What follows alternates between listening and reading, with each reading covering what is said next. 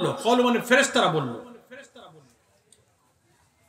যে আপনি এদেরকে পাঠাচ্ছেন, এরা পৃথিবীতে গিয়ে ফিতনা ফাসাদ সৃষ্টি করবে, গন্ডগোল ফাসাদ করবে, রক্ত প্রবাহিত করবে, দুনিয়াটা রক্তাক্ত করবে, হানাহানি করবে। ওয়ানাহনু নুসাব্বিহু, আপনার তাসবিহ, আপনার প্রশংসার জন্য, বিহামদিক, আপনার তাসবিহ করার জন্য, আপনার প্রশংসা গুণকীর্তন করার জন্য, অনুকদ্দিসু লাক, আপনার নামের মহত্ব পবিত্রতা বর্ণনা করার জন্য আমরাই তো আছি। ওয়ানাহনু নুসাব্বিহু, আমরাই তো যথেষ্ট আছি। ক্বালা ইন্নী আ'লামু মা লা তা'লামুন, আল্লাহ তাআলা বললেন আমি যা জানি তোমরা তা জানো না। কথাটা কিন্তু সহজ করে বলেছি, একেবারে অক্ষরে অক্ষরে আমি এর অর্থ বলতে যাইনি যাতে সহজে বোধগম্য। অর্থাৎ হলো যে আল্লাহ তাআলা মানুষকে, এই আয়াতটা নাজিল হয়েছে পৃথিবীতে মানুষ আসবার আগে। আমার কথাটা একটু খেয়াল করে শুনবেন।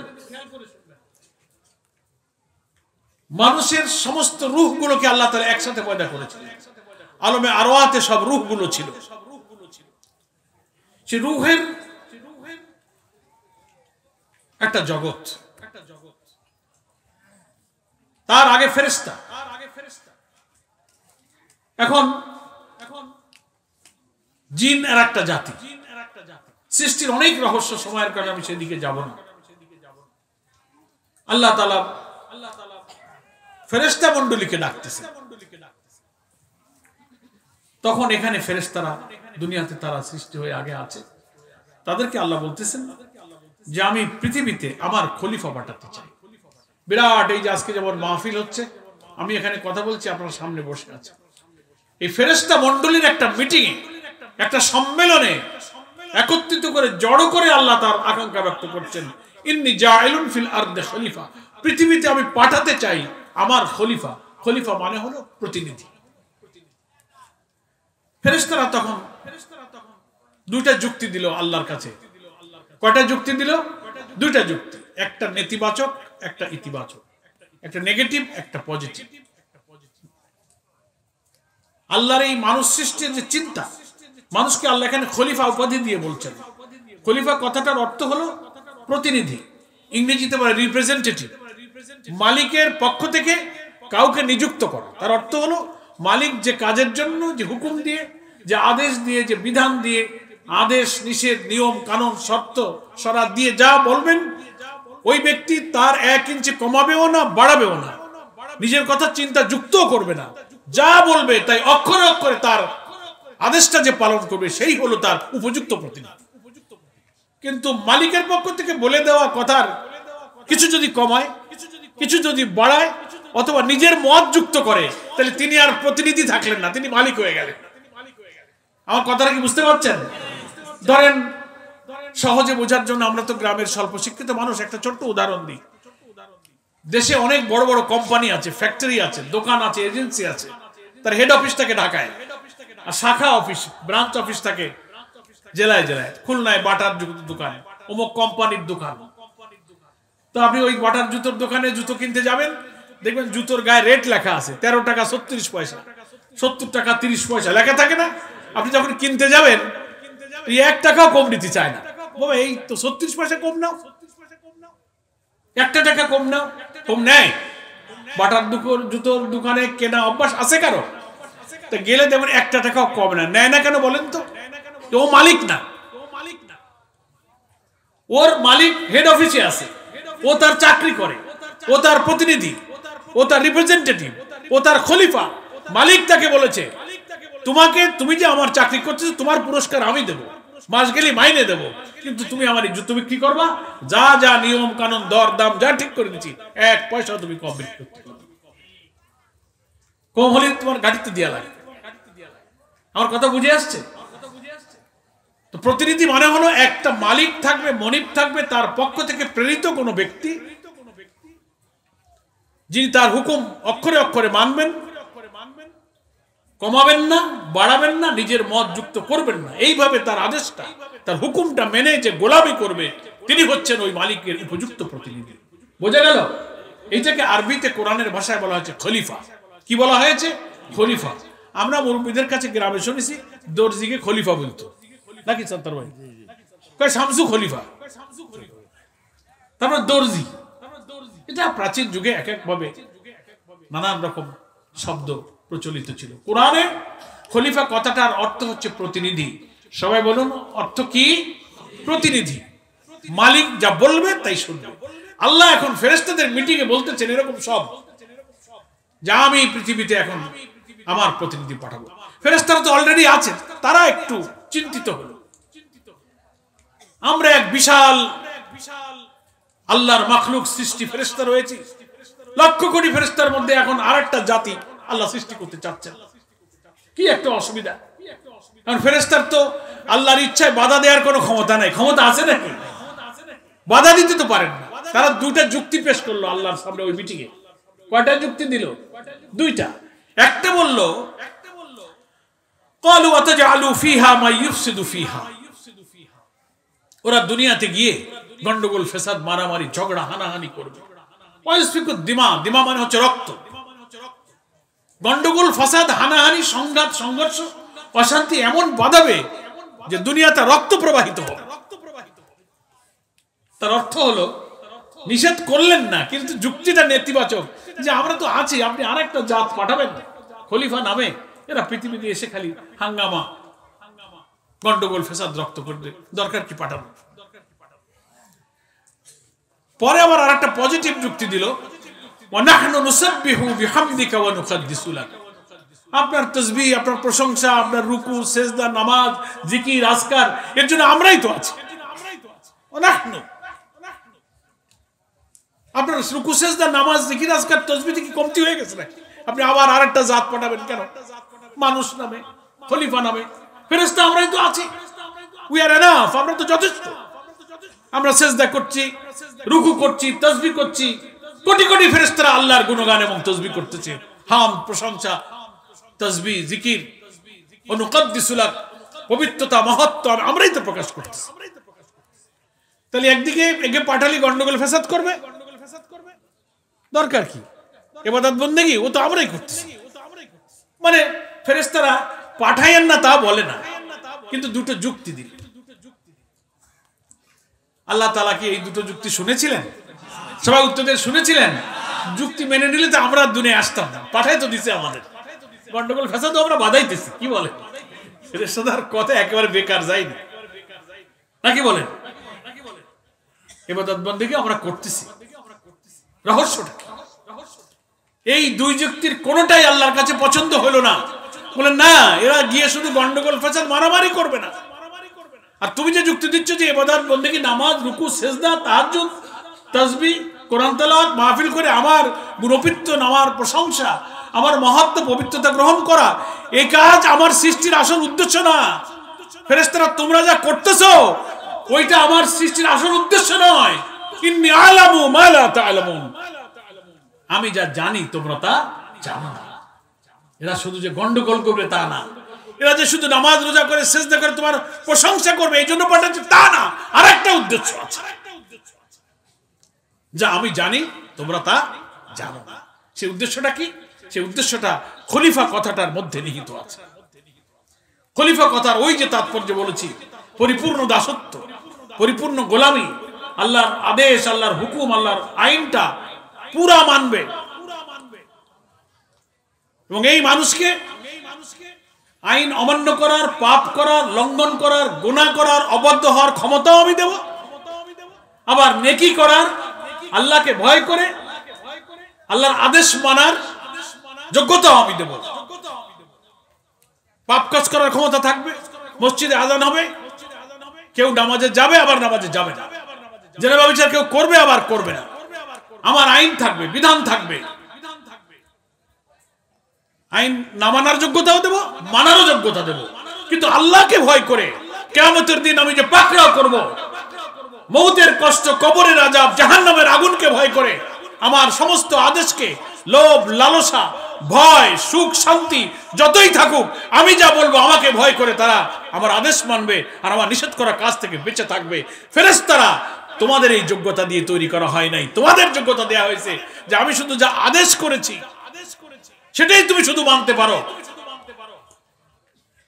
কিন্তু কোন অন্যায় কাজ করার শক্তি ফেরেশতাদেরকে আল্লাহ দেন নাই। বলুন আলহামদুলিল্লাহ। মানুষ আর ফেরেশতার মধ্যে পার্থক্যটা কি জানেন তো?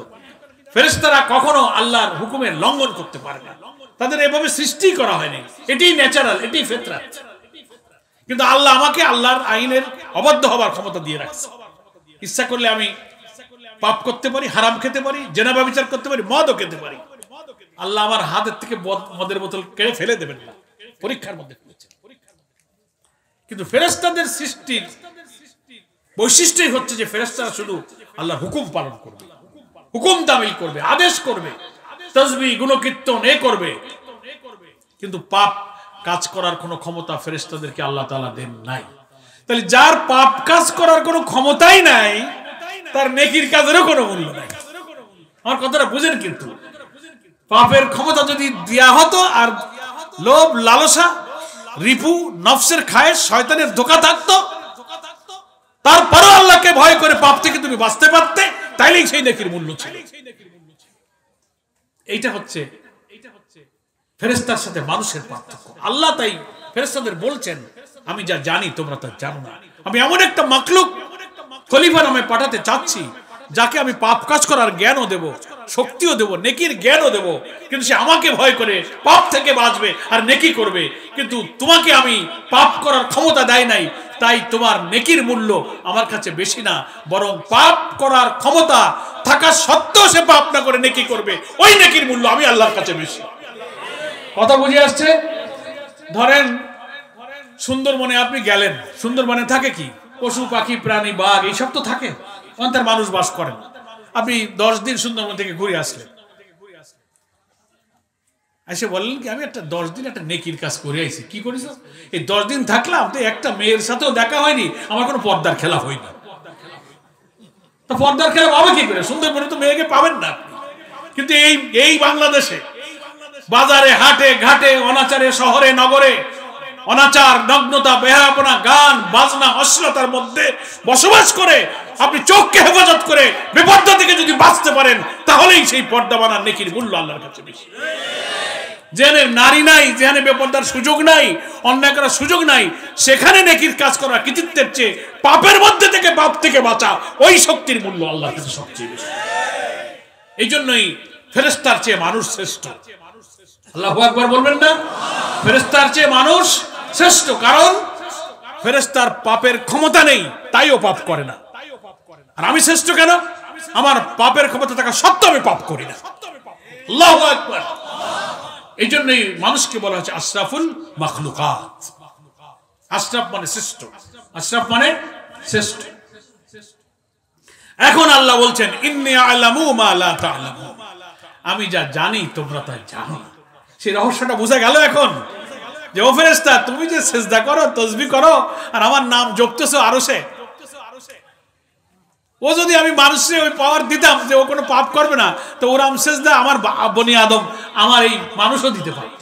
কিন্তু ওরা যে পাপের ক্ষমতা দিয়ে রাখছি, সেই পাপ থেকে উদ্ধার হয়ে আমার কবরের শাস্তি, মৌতের কষ্ট, জাহান্নামের আগুনকে ভয় করে ইচ্ছা করলে সে 10,000 টাকা ঘুষ খেতে পারতো, সুন্দরী নারী নিয়ে থাকতে পারতো, মদ খেতে পারতো, কিন্তু আমার কথা মনে করে সে পাপ ছেড়ে দিয়েছে। তোমার চেয়ে ওই বনি আদমই হচ্ছে আমার কাছে শ্রেষ্ঠ। এটা হচ্ছে ইন্নী আ'লামু মা লা তা'লামুনের অর্থ, যে খলিফা মানে এমন একটা প্রতিনিধি আমি পাঠাচ্ছি, যাকে আদেশ আইন অমান্য করার ক্ষমতা আমি দেব, তবুও সে অমান্য করবে না। কথা বুঝে আসছে? তাদের নাম খলিফা। এখন প্রশ্ন হলো, এই আল্লাহর জবাব থেকে মিটিংয়ে তারা বুঝে পড়লো যে আমাদের কোনো যুক্তি আল্লাহর কাছে টিকলো না। কয়টা যুক্তি দিয়েছিল ফেরেশতারা? 2টা। একটা এরা মারামারি গন্ডগোল করবে, পাঠায়েন না। আর একটা হলো আপনার ইবাদত বন্দেগী যা করো আমরা করে দেবো, এই দুনিয়ায় আর মানুষ পাঠানোর দরকার। 2 যুক্তিকে উপেক্ষা করে আল্লাহ আমাকে পাঠিয়েছেন। তার অর্থ হলো যে মানুষ শুধু ফিতনা ফাসাদ সৃষ্টি করে, এটা সত্য নয়। মানুষ অন্যায় করার শক্তি থাকা সত্ত্বেও অন্যায় না করে নফস, শয়তান, তাগুত, বাতিল ওয়াসওয়াসা দেবে, সমাজ, সংসার, দুনিয়া, লোভ, টাকার সত্ত্বেও সে পাপ থেকে বেঁচে দুনিয়াতে আমাকে ভয় করে শুধু আমারই আইন মানতে থাকবে। যে শক্তিটা ফেরেশতার নাই, সে শক্তি মানুষের আছে। এটা হচ্ছে আল্লাহর সৃষ্টির উদ্দেশ্য। এটাই হচ্ছে খলিফা কথার তাৎপর্য, যে আমি আল্লাহ যা বলে দেবেন 16 আনা তার মধ্যে সে থাকবে। পাপ তাকে ডাকবে, লোভ তাকে ডাকবে, নফসের খায়েশ জাগবে, কিন্তু ওর আল্লাহর কথা মনে উঠবে। আল্লাযিনা ইযা যুকিরাল্লাহু ওয়াজিলাত কুলুবুহুম, ইন্নামাল মুমিনুনা আল্লাযিনা ইযা যুকিরাল্লাহু ওয়াজিলাত কুলুবুহুম। যখনই আল্লাহর কথা তার স্মরণ হয়ে যাবে, তার কলবটা তখন কেঁপে উঠবে। ও এটা সুদ, এটা জেনা, এটা মিথ্যা, এটা কবিরা গুনাহ। ওয়াজিলাত কুলুবুহুম, কলব দিল তার কেঁপে উঠল ভয়ে। এই পরীক্ষার মধ্যে আল্লাহ তাআলা দিয়ে আমাকে আপনাকে সৃষ্টি করেছেন। ছেড়ে দিলাম, যাও, পাপও থাকলো নেকিও থাকলো, দেখি কোনটার মধ্যে কে করো। যদি আমাকে ভয় করে হারাম পাপ থেকে বেঁচে তুমি নেকি করে আসতে পারো, আমার আদেশ পালন করতে পারো, তাহলেই আল্লাহ বলেছেন ইন্নাল আবরার লাফি নাঈম ওয়া ইন্নাল ফুজ্জার লাফি জাহিম। নিশ্চয়ই যারা আবরার হবে, নেক কাজ করবে, আল্লাহর আদেশ মানবে, তাদের জন্য নিয়ামতের বেহেশত। আর ফুজ্জার যারা পাপী, যারা অবাধ্য, যারা হারাম খাবে, জেনা ব্যভিচার করবে, কবিরা গুনাহ করবে, সেই পাপীদের জন্য হচ্ছে জাহিম মানে জাহান্নামের আগুন। এই পথ বাতলে দিলেন, আবার পরীক্ষার মধ্যে দেহ ছেড়ে দিলেন। আর শয়তান বড় মেয়ারে আবার পারমিশন দিয়ে দিলেন, ওটাও কোরআন শরীফে আছে। শয়তানরে আমি বড় মেয়া বলি, কারণ বড় মেয়া আমাকে পিছনে লেগে আছে। শয়তান আল্লাহরে কইল কি, আল্লাহ তুমি আমার একটু পারমিশন দাও, পাঠাইতেছো তুমি তোমার মানুষ, আমার একটু পারমিশন দাও, দেখি তোমার আদেশ থেকে আমি সরাইতে পারি কিনা। সামনে থেকে, পেছন থেকে, ডাইনে থেকে, বাম থেকে আমি ধোঁকা দেব, তুমি আমার একটু সেই শক্তি দিয়ে দাও। বেহেশত থেকে শয়তান বিতাড়িত হলো, আল্লাহর নাফরমানি করলো, হুকুম মানলো না, আদমকে সেজদা করলো না। এটা মানে কি? এটার মানে তো আল্লাহর অবাধ্য হওয়া। তা আল্লাহর শয়তানকে পারমিশন দিল, যা তোর অনুমতি দিলাম, তুই আমার আদমরে ধোঁকা দিতে পারবি, তবে তোর ধোঁকায় যে পড়বে তাকে আমি জাহান্নামে দেবো। কোরআনে এটা আল্লাহ বলে দিল। এখন আমরা তো সেই পরীক্ষার মধ্যে পড়েছি নাকি বলেন? আজান হয়, নামাজ হয়, যাইতে মন চায় না, মানে শয়তান ব্রেক দিল। নফসের খায়েশ, লোভ লালসা, চাকরি করি 30,000 টাকা মাইনে, একটু মিথ্যে কথা কইলে, একটু ঘুরে ফিরে লেখলে, আর 20,000 টাকা উপরে আয় হয়, ঘুষ হয়। শয়তান অসহসা দেয়, তোমার তো 30,000 টাকা সংসার চলে না, একটু মিথ্যে কথা কে উল্টো পাল্টা করে মাসে তো 1000 আসতেছে, তাহলে গোটা 50 হলো, নাও। আল্লাহর কথা তার আর মনে থাকে না। শয়তান বড় মিয়া ওর উপরে ভর করে, ধোঁকা দিয়ে ও ঘুষ খায়, হারাম খায়। শয়তান খুশি, আল্লাহর কাছে অনুমতি নিয়েছিলাম, ওই দেখো আমি তো তোমার বান্দারে তো তোমার পথে থেকে ছুটাইলাম। সুন্দরী নারী যাইতেছে, সে তাকাইতে চায় না, সে বলে না খুব সুন্দর চেয়ার, আরেকবার ফিরে তাকাও। শয়তান খুব খুশি হয় যে না, ওরে তো অসহসা দিয়ে আমি তো পারলাম। এই শয়তানের প্রতারণায় যে পড়ে যাবে, সে আল্লাহর অবাধ্য হয়ে গেল। এই পরীক্ষা দুনিয়ায় আমরা দিচ্ছি। যারা আল্লাহকে ভয় করে এই পাপ থেকে, শয়তানের ওয়াসওয়াসা থেকে বাঁচতে পারবে, আল্লাহ তাআলা তার জন্য জান্নাত রেখেছেন। এই কাজটা ফেরেশতাদের দিয়ে হবে না, এই জন্য এটার নাম হচ্ছে খলিফা, এটার নাম হচ্ছে আশরাফুল মাখলুকাত। এখন প্রশ্ন হচ্ছে, আজকের এই চেচড়ির মাহফিলে আমরা যারা কথা আমি বলছি আর আপনারা যারা বসে আছি, কি বিপদ, কি পরীক্ষা, কি ইমানের চ্যালেঞ্জের মধ্যে আমরা আছি। আমরা কি এই পরিপূর্ণ খলিফা, পরিপূর্ণ গোলাম, পরিপূর্ণ দাসত্ব কি আমরা আল্লাহর করতে পারছি?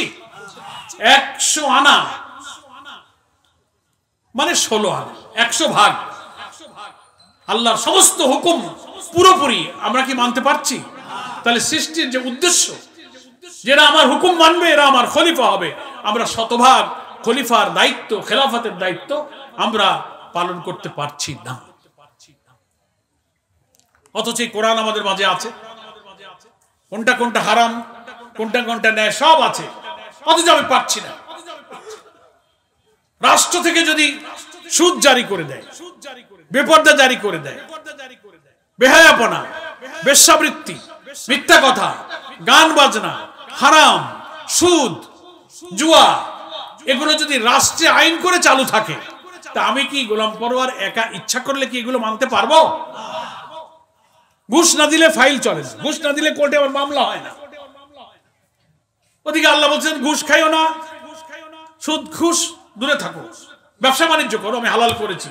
ওয়া হাল্লাল্লাহুল বাইয়া ওয়া হারামার রিবা, আমি ব্যবসাকে হালাল করেছি, সুদ হারাম করেছি। কিন্তু ব্যাংকে টাকা রাখলে সুদ, খাজনা দিতে দেরি হলেই সুদ, বিল ইলেকট্রিক দিতে দেরি হয়েছে সুদ, দেব না তো খাজনা, জমি নিলাম হয়ে যাবে, লাইন কেটে দেবে, বাদ দিয়ে সুদ ঘুষ দিতে হয়। আমার কথাকে বুঝাতে পারছি? তাহলে আমি যখন ওই জায়গায় হারাম করলাম তখন কি আমি আল্লাহর খলিফা হইতে পারলাম? খলিফা 16 আনা মানে হলো পরিবার, সমাজ, সংসার, রাষ্ট্র, দেশ, অর্থনীতি, লেখাপড়া, বিবাহিত জীবন, কোর্ট কাচারি, রাজনীতি, ক্ষেত খামার, কৃষি, শিক্ষা, কবর থেকে মরা পর্যন্ত জীবন সংগ্রামের যত কাজ, যত জিনিস, যত জায়গা, যত সমস্যা লাগে সব জায়গায় আল্লাহর প্রত্যেকটা এক একটা করে আইন শরীয়তের বিধান আছে। ওই সবগুলো মানার অর্থই হলো পুরোপুরি খেলাফত বা পুরোপুরি খলিফা হিসেবে দায়িত্ব পালন করা, পুরোপুরি আল্লাহর দাসত্ব বা আল্লাহর গোলামি করা। আমরা কি সেই 16 আনা আল্লাহর গোলাম হতে পেরেছি? পারছি না। অথচ আল্লাহ আমাকে ভয় দিয়ে বলছেন, ইয়া আইয়ুহাল্লাযীনা আমানুত্তাকুল্লাহ, ও ঈমানদার লোকেরা আমাকে ভয় করো। কে বলছেন এই কথা? ইত্তাকুল্লাহ, ইত্তাকা মানে ভয় করা, তাকওয়া। কোরআনে ইত্তাকা শব্দ অনেক জায়গায় আছে। ইত্তাকা মানে ভয় করা, ওয়াকা মানে রক্ষা করা, বাঁচানো, সেফ করা, সংরক্ষণ করা, পাহারা দেওয়া। এই ওয়াকা আর ইত্তাকা এই দুটো শব্দ মিশে হয়েছে তাকওয়া। আল্লাহকে ভয় করে সমস্ত পাপ থেকে বাঁচার যে ঈমানি শক্তি, যে নৈতিকতা, যে মোরালিটি, যে ক্যারেক্টার, যে সেন্সেশন, যে উপলব্ধি, যে ভ্যালুজ, এটার নাম হচ্ছে তাকওয়া। অর্থাৎ হৃদয়ের মধ্যে এমন একটা মানসিক শক্তি, এমন একটা আল্লাহ ভীতি সবসময় জাগরুক থাকবে যে পৃথিবীর কেউ দেখুক আর না দেখুক, গোয়েন্দা, DB, CID, DGFI, NSI, RAB, police, দুনিয়ার কোন মানুষ, আমার আপন সবচেয়ে স্ত্রীও জানবে না। হারাম, অন্যায়, পাপাচারের সুযোগ চোখে আসলেও, বহু সুযোগ এসেছে চোখ ফাঁকি দিয়ে আমি পাপ করতে পারি, হারাম খেতে পারি, টাকা চুরি করতে পারি, মিথ্যা বলতে পারি। তার হৃদয়ে এমন একটা ভাব থাকবে যে না, দুনিয়ার কেউ দেখুক আর না দেখুক, আল্লাহু আলিমুল গায়ব, আল্লাহু আলিমু বিজাতিস সুদূর, আল্লাহ সব অদৃশ্যের খবর রাখেন। অন্তরের অন্তঃকরণে আমার কি বলছে সে খবর আল্লাহ রাখেন।